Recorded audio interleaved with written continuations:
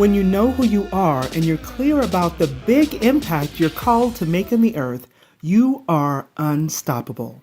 Well, hey, everybody, and welcome to the Unstoppable You podcast with me, Tish Times, your host. I am a business and sales coach and love teaching business leaders and sales leaders to be more confident, make much more money, and change lives. As you know, this podcast features lively discussions with savvy business and life experts for tips for better business relationships, right? Being able to move your confidence needle in the right direction, shorten your sales cycle, and achieve massive success without compromising your core values. If you want more information about what we do here at Tish Times Networking and Sales, please make sure you visit tishtimes.com, as well as continue to hang out with us by subscribing. Wherever you're finding this podcast, make sure you hit that subscribe button. If you're on iTunes or Stitcher or SoundCloud or wherever you might be, I'd love to continue to have these great conversations with you and continue to have you here with us. So make sure that you subscribe. Today is a little bit of a different day, and when I say stoked, it is such a huge understatement because I have a very, very special guest. She is a part of the Tish Times Networking and Sales family, and she is going to we're going to share our story a little bit. This is Miss Kyna Baker, Miss Kyna B, simply Kyna. We could go on and on. But Kyna is the operations manager for Tish Times Networking and Sales, and she's been in the family since about 2014, I guess? Mm-hmm. Yep. And then we took a bit of a hiatus and we are back together again, and you'll hear a little bit about how all that has transpired. But Kyna, why don't you just tell our listeners a little bit about who you are? So first of all, thank you for having me. And as Tish said, I am an operations management mentor. I've been in this arena, this transformation arena, supporting businesses like Tish's for almost 10 years. So I am all about making people better. I'm all about making myself better and showing up in the best way that I know how. And so, yeah, I'm excited. So you'll get to know me more as we keep talking. Absolutely, absolutely. So let's kind of chat a little bit about some of the things that we do here and how we work with the people that we have the blessing to serve. We talk about being unstoppable all the time. That's been a part of the brand for, probably about the last 4 or 5 years for sure. And what would you say? And let me just start with you. What makes you unstoppable? Because I could absolutely attest to the fact that you are unstoppable beyond a shadow of a doubt. But you may be able to say whether that's always been the case or it's something that you've stepped into. Why don't you just tell us what makes you unstoppable, and maybe if necessary, what made you realize you were unstoppable? So first of all, I can't say that I always thought that I was unstoppable. I think we all go through this, but I can definitely attest to not knowing my value. And that's, to me, where this all started, that I thought that I was one of many. And until one day I said, no, I'm one of one. When God created me, that was it. He broke the mold and moved on to the next person. Yeah. And so it took a while for me to get to the point where I understood that. And that really is what makes me unstoppable, because there's no one that's going to do things the way that I do it, think the way that I do it, and be who I am. And so, but it took a while to get to that point because, like you said, I'm simply Kyna B, but I was like, what does that mean? Somebody asked me, and I was like, what does simply Kyna B mean? And it really was me getting to the point where I understood that I had more value than I was giving myself credit for, that I had more to bring to the table and I didn't realize it. And so to your other question asking what did I do? It was really just realizing my value. Mm-hmm. It was every day looking myself in the mirror and saying, you've got this, you have so much to offer the world, and that drives me. That it's just not wanting to be mediocre and always wanting to be better.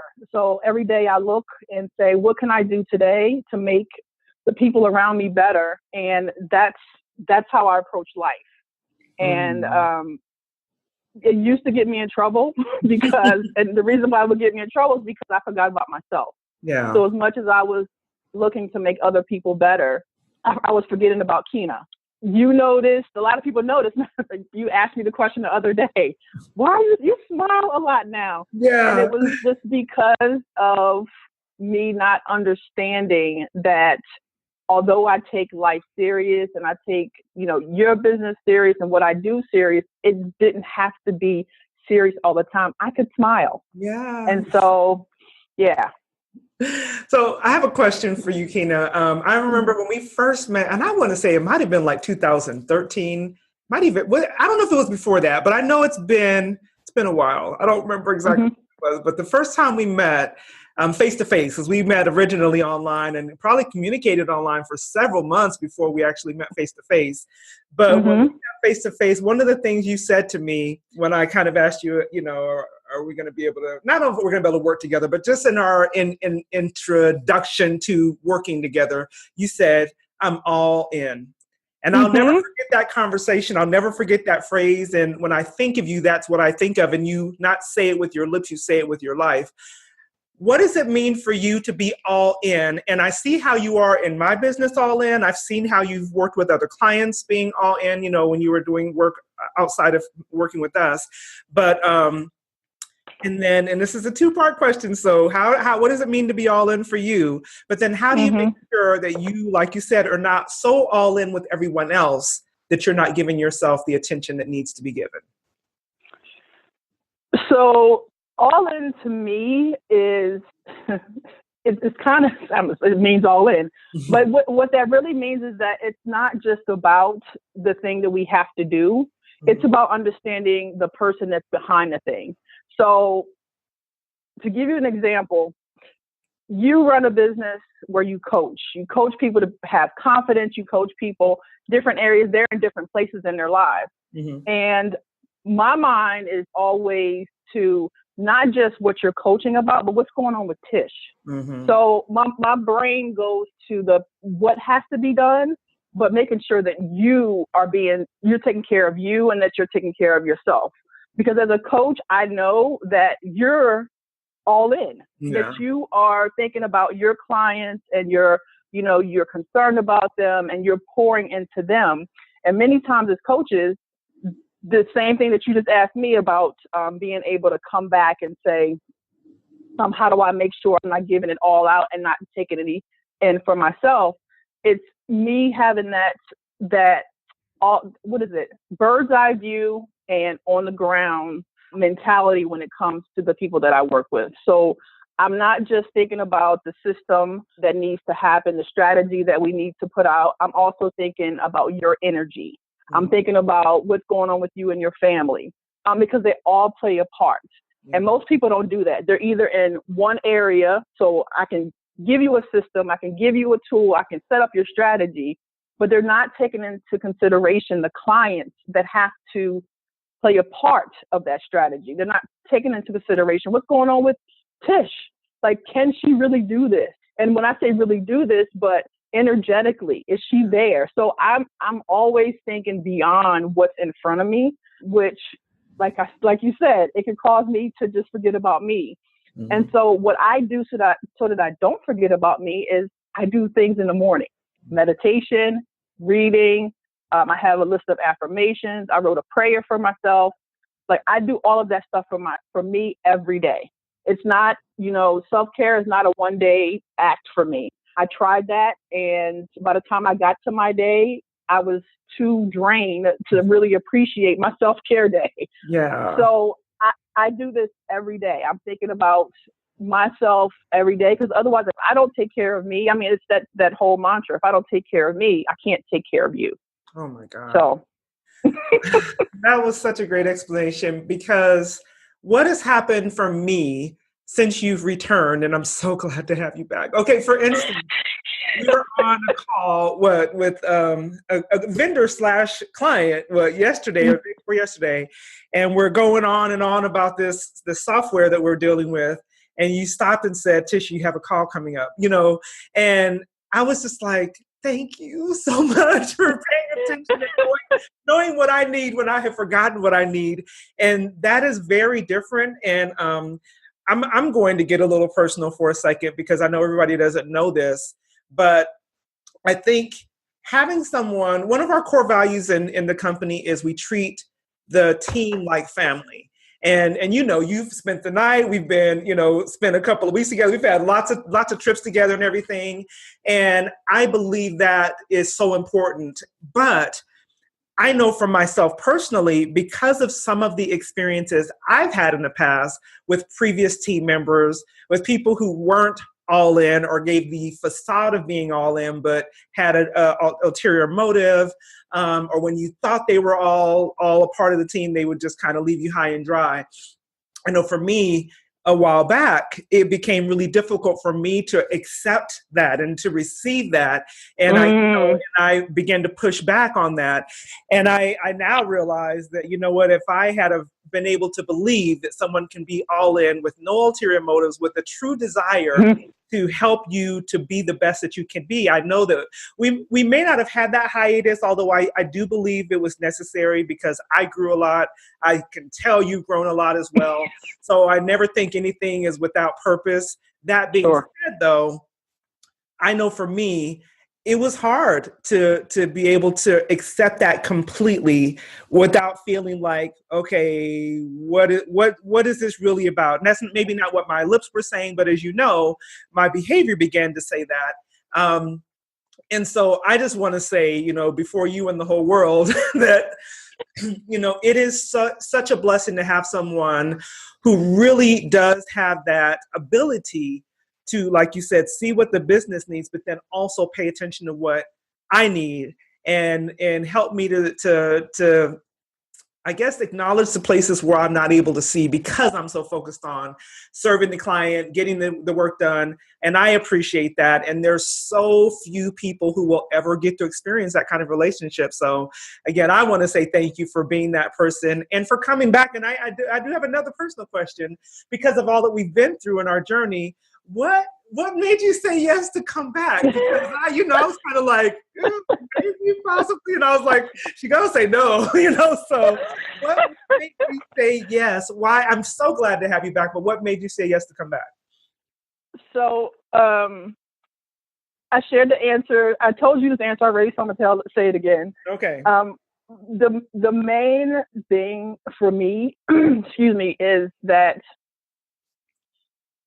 if I'm expected to be forgiven, I need to be able to forgive. Yeah. And we all grow. We all go through things that, affect others in, sometimes a bad way. But if I can't look in the mirror and say, number one, forgive me, because that's typically what happens. I can forgive you, but I didn't forgive me because I'm, saying I made the wrong decision. And I went through a whole process of just saying, one, I needed to forgive, and two, I care about you. Like, I care. It wasn't just, it's not just a thing that I say. And it's hard for people to believe that. It's really hard because they're so like, yeah, she has an ulterior motive. And I'm like, no, I don't. I really don't. I want to help you. Yeah. And so the shy of, I can't even tell you what you would have had to have done for me to say no. Yeah, I don't even know what that would have been. Maybe if you were in a different place, meaning you hadn't changed, I probably would have said no. Yeah. But I could tell just based on our, couple of conversations, in the summer that you had changed. And so it was just me saying, forgive. You have to forgive, move on. And I had already forgiven. So it wasn't even a matter of, it took, us getting back together this past year, or reconnecting this past year. It was, I had already forgiven you. And so that first conversation was just icing on the cake. Yeah. Well, I appreciate that. And I know that everybody doesn't share that kind of stuff. And I think it's important. You've heard me say it. I want this year to be a year of real conversations because Mm-hmm. I hear too frequently everyone talks about the highs, but not everybody talks about the lows. Not everybody talks about their own vulnerabilities and their own, what they might consider failures, because it's from, I believe, those failures that we are able to become our best selves. When we're able to learn Yes. from them, that is, when we're able to learn from them and say, okay, let me take a really sober look at what's really going on here so that I can now not only rebound, but really be much better than I was before. I Mm-hmm. am committed to sharing, more of who I am, and I believe in doing so. It helps more people. So thank you for being willing to kind of share that story with the world, because I know everybody doesn't know all of that. So Yes, yeah. yes, yes. So Yeah, what? but you're right. You're actually right. Most people don't share, and then they are under the illusion that this life is one that's when for all intents and purposes is a fantasy. Mm-hmm. So I'm with you. Share, be real. Like Yeah. we're taking the be real literally. Let's Yeah. just be real. Right. I mean, seriously, I think the type of people who are attracted to this business and the work that we do here, they need that, because they look Mm-hmm. at, they look at maybe myself on the stage, and they see me when I'm teaching, and they're like, man, she's always been so quote unquote together. And I'm like, not together now. Don't get it twisted. Like, no. Let me tell you how I overcome this daily. I heard Zig Ziglar say that there are certain things we have to do every day, just like we brush our teeth. And I believe stepping into that role of confidence is one, because I don't wake up confident all the time. Sometimes I wake up in the middle of the night like, oh my God, what am I going to do? I have those freak out moments like everyone else does. And sometimes I blow it, right? As we said, sometimes we blow it, and we have to be willing to tell people that you can literally get up from just about anything if you're willing. Mm-hmm. If you're willing to say, okay, let it go. Not only and the thing about it is also, Kyna, not only forgiving a person, or getting over a maybe situation that you've created, but forgiving yourself, which I think is the Yes. only way you're able to really move forward. Yep. Yeah. Yeah. Yep. Yep. So on the horizon for us this year, what do you see? I mean, in the role that you're playing, and you see the things that I have on the calendar, the things that we're going to be doing to serve our community, with the Confidence Club and the Sales Academy, and the different smaller events that we're going to be putting on. What do you see for this year, and us being able to help our clients become more unstoppable?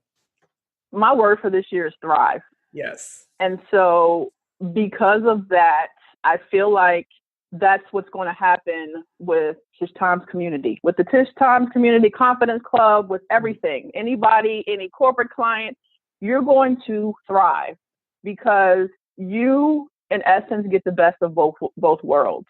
You're getting a coach that's going to teach you how to be confident, teach you what it's going to take to run a successful business, and success defined under your terms. But you're also going to get someone who understands the actions that have to happen outside of the coaching. And so it's going to be like a 1-2 punch, where they get the coaching and they get, okay, this is what you have to do in order to make this happen. Many times I find that piece is missing. We're in this world where we want to see results, but the results stop because there's no actions or no way to figure out how to get from A to Z. And so since I'm the action girl, Mm-hmm. they will have the ability to say, okay, Tish asked me, this is the strategy that Tish gave me. These are the things that Tish asked me to do. How do I get them done? Tish says, call Kyna or message Kyna. She'll help you. So it'll be a 1-2 punch that I see happening. But I also see just more confident people. People just really, looking themselves in the mirror and being able to say, I got this, in a way that they had never seen it before. So, awesome. Yeah. Well, I am elated. I'm excited. I know that this is going to be a phenomenal year. One of our taglines is mindset before millions, because we can help you. We can give you the strategy and the templates and all of the things required to get to that 6 or 7 figure dollar mark that you might be attaining towards. But if that mindset has not been changed, if you're not able to believe that you can do these things, we'll find you in the same place this time next year. So as an organization, we absolutely want to be able to help you to do the preliminary things that are going to be required before you take the implementation piece and actually go into the strategy of building your networking, plan, building your sales funnel, all of those things that we can definitely help you with. But I'm excited to have you, Kyna, as a part of the team. And as we continue to build out the team, we have a few people who've been a part, maybe not a full-time part of the business, but they've been a part of the team, like Julia and Whitney and all of those who are still around and still will be helping us. But one last thing I want to ask you is, if we're talking, or there's business owners out there who are saying, man, that sounds great. I wish I had something like that. I wish I had a Kyna on my team, or I wish we were able to have this type of relationship within our team. What would you say it takes to build a team that not only works well together technically, able to get the work done, but is able to also perform well, have a level of, and I'm going to use this word hoping that people understand what I mean by it, but I say intimacy, meaning we can have those more real conversations. We can enjoy a friendship, but still get the work done. And there's not any blurred lines. It's not a matter of we don't cross lines. There's not a line, because we're fully, aware of how we operate together. What would you say it takes to be able to have a team member like Kyna Baker on that team without feeling like I have to be in this lane or that lane, or not cross lines and all that? Mm-hmm. So the word that's coming, one of the words that's coming to me is trust. Yes. And whenever you are working with anyone on your team, you are dealing with a certain level of trust. And if it's a new relationship, the trust level is like really low. And so you have to build trust. And that happens with day-to-day interact, or I'm going to say day-to-day because everybody can't talk every day, but frequent interaction, if possible, in-person interaction. Like, you can't just solely depend, or shouldn't just solely depend on video and phone calls, because it's going to take longer to build that relationship.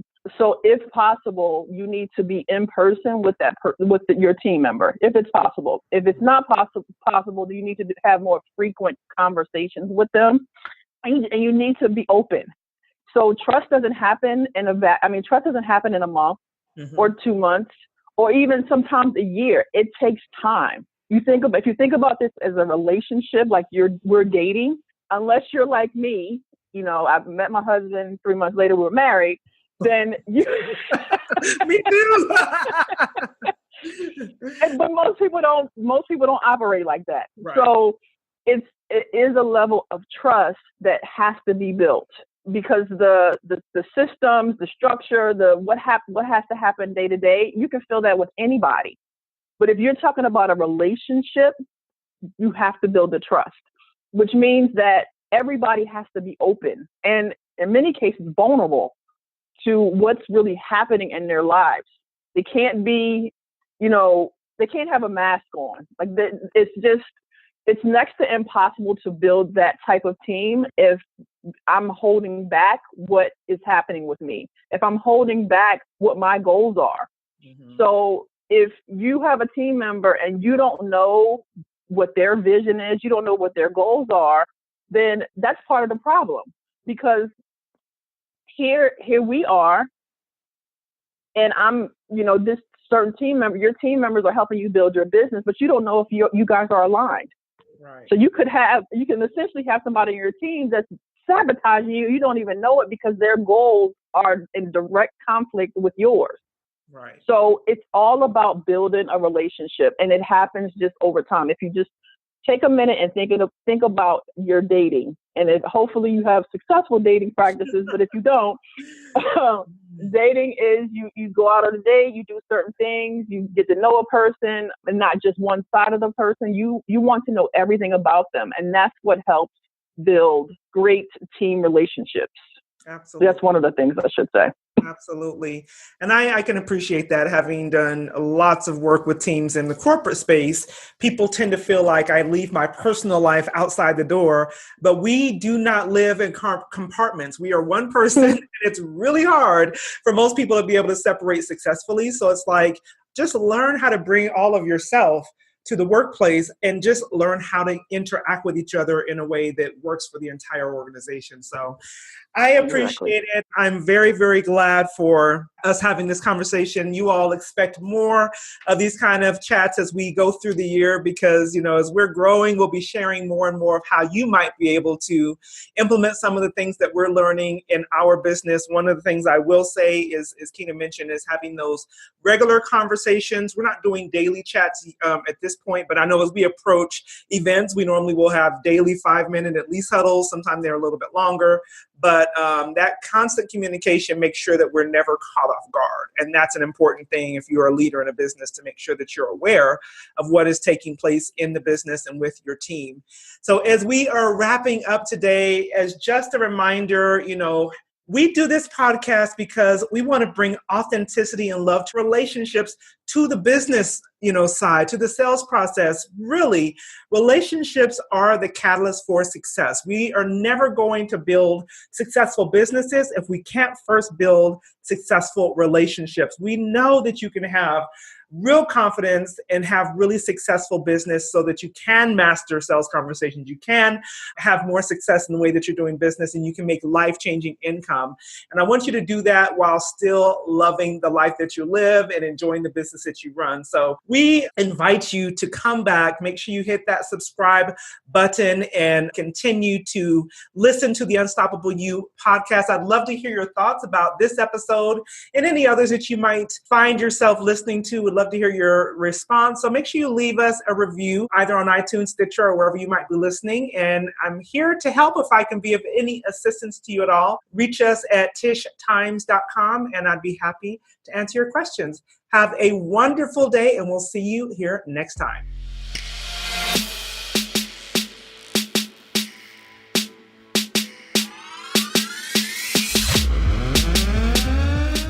When you know who you are and you're clear about the big impact you're called to make in the earth, you are unstoppable.